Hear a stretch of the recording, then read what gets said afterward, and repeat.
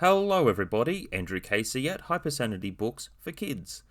Today I'm doing a shout out video to Faceless Book Reviews. Love his channel and he goes on an adventure in all of his videos and his book tags are quite interesting. Though I do have to say, going on an adventure, it reminds me of the Never-Ending Story.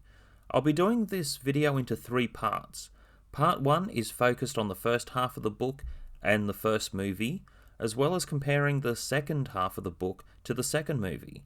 And then the third part is what could have been, because at the end of the book there is a hint at a possible sequel that just didn't happen. And even though I don't like the movie The Never-Ending Story 3, it does have a little bit of nostalgia pointed out within the film that can't be ignored. And then some things should be ignored, but that's another story and shall be told another time. For now, let's get into it.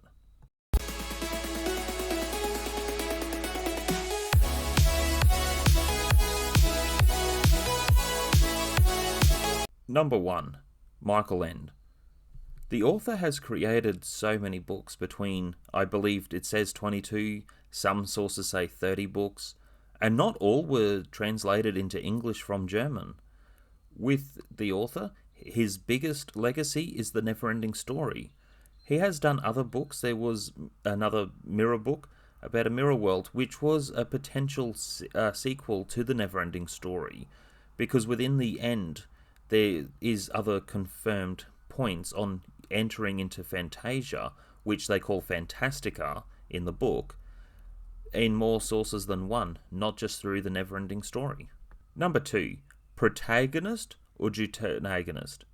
Deuteragonist can be a word or deuteragonist, depends on how you say it, but Bastian is the deuteragonist following the story of Atreyu. Now, Atreyu, it's his story because he is the one on the adventure. Bastian has a little bit of influence within the story. Through a couple adaptations, there are some between red text to say that it's Bastian thinking, as opposed to italics. So, it is distinctly different on when it has a scene change to Bastian talking and reminiscing, and when it's Atreyu in The Never-Ending Story. Though there are a few key differences. In the book, Bastian is overweight and his father is still in a depression from the passing of his wife, Bastian's mother. There is also another point. Atreyu actually has green skin and blue hair. The closest interpretation was from the TV show The Never-Ending Story, which is not canon, it's just a little bit of fun for a younger audience.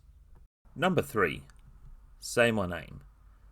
So with the story, you have Rockbiter, the Empress, and the Southern Oracle. Though instead of using labels, especially when it comes to Rockbiter with his race being a Rockbiter, in the book is actually called Rock Chewers, and his name is Pyro Krenzarak, or something like that. And then you have the Southern Oracle, which has a name I'll just pull up on the screen. So with her, she's actually more of a spirit in the book along a bunch of pillars. And instead of there being 2 magic gates, there's a third gate called the Magic Riddle Gate. So Atreyu goes through the 3 gates to get to the Southern Oracle. And from there, you also hear the Empress through the movie, instead of saying the childlike Empress. Number 4. The Saddest Death.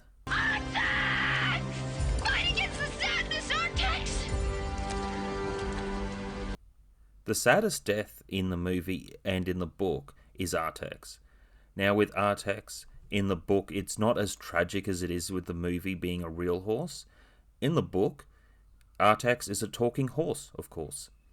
So there was a bit of a difference between, but it doesn't have an impact in the book compared to a real horse. The raw emotion, also that horse in the movie was trained on a hydraulic platform to lower and not jump out as its natural instinct.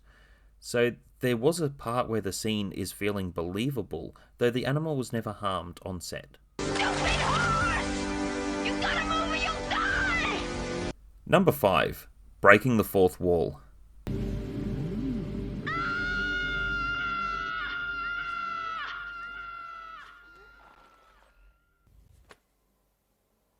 It's impossible. They couldn't have heard me. Within the film and the book, yes, fourth person perspective. Fourth person perspective can be done in a few different ways, and it's not always something that's easy to grasp. Fourth person perspective can be effective, especially because you're reaching out to a wider audience. So take this for an example. Atreyu is in the book as the protagonist. Bastian somewhat interferes almost as an ominous force.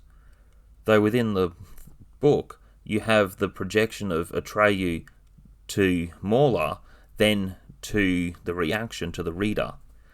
So there is something of breaking the fourth wall that made the book interesting as well as the film. Number 6, The Ivory Tower.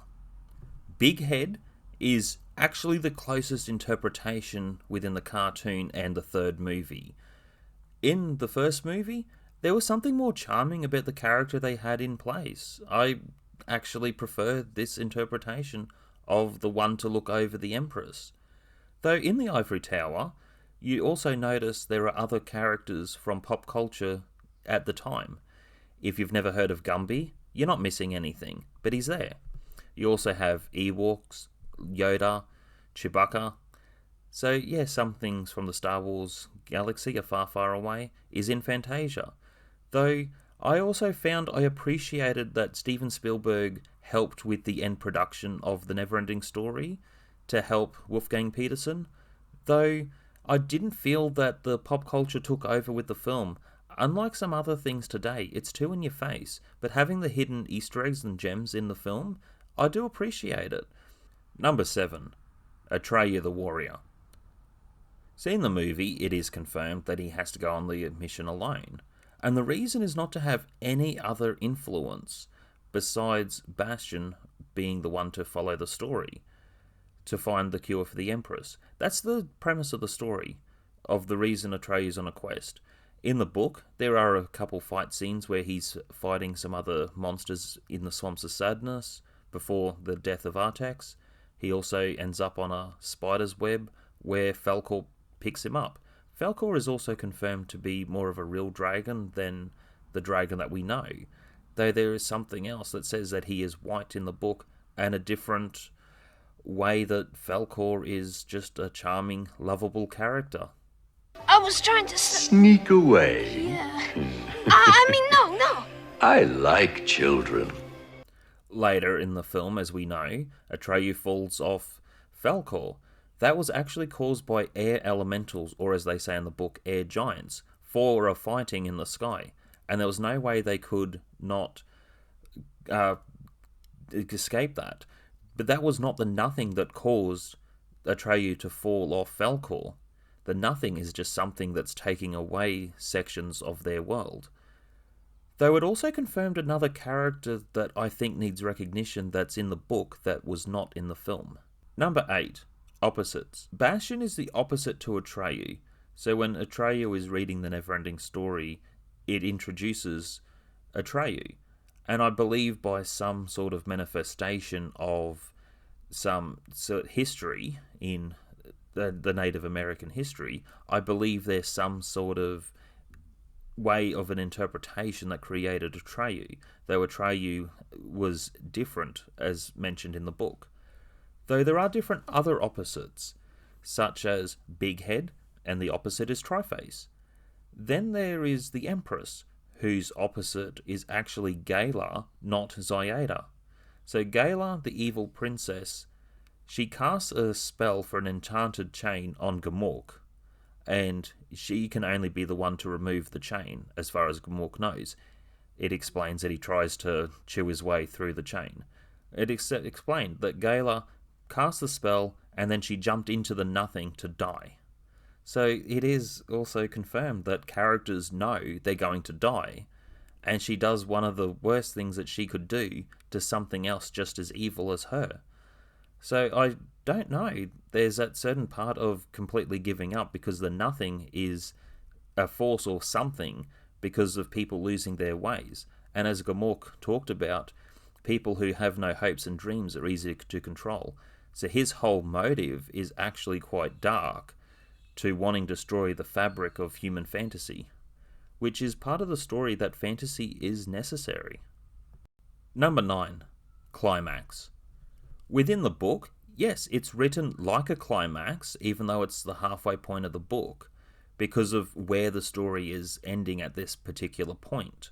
So, with the climax, I want to point out something else within the film, because this is confirmed in the book. When Bastian is not believing, this happens. It's not real. It's only a story. Atreyu, no! Atreyu!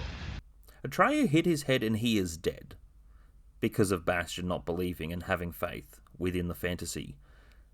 That is confirmed in the book. There is also another character that is an opposite, and I believe this is the opposite to Coriander.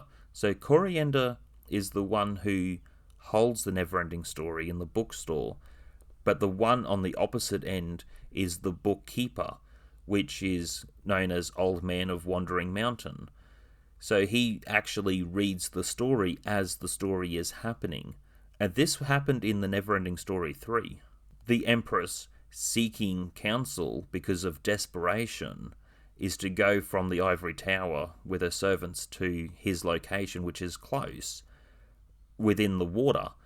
So, the icy crystal cave. So that's something else that's confirmed, that there's another character missed out, but another opposite. So within the climax, she does not believe that Bastian has any faith in himself, whereas in the movie, the internal conflict with himself is his father's words. Why don't you do what you dream, Bastian? But I can't. I have to keep my feet on the ground. Call my name. Number 10. The story continues. My wife pointed out, Bastian says he's going to make his first wish, and then he's riding on Falkor. Well, his first wish would have had to be to rebuild the Neverending Story, Fantasia, or in the book, Fantastica. So that was annoying. She ruined a big part of my childhood. Moving forward, in the book, Bastian gets his wishes, but instead, he goes into Fantasia, so there's no returning home to his father, which is another issue. So with the Neverending Story, the story continues, and it is awesome to ride on a luck dragon, though Bastian is actually riding on another mythical creature, but that's another story and shall be told another time.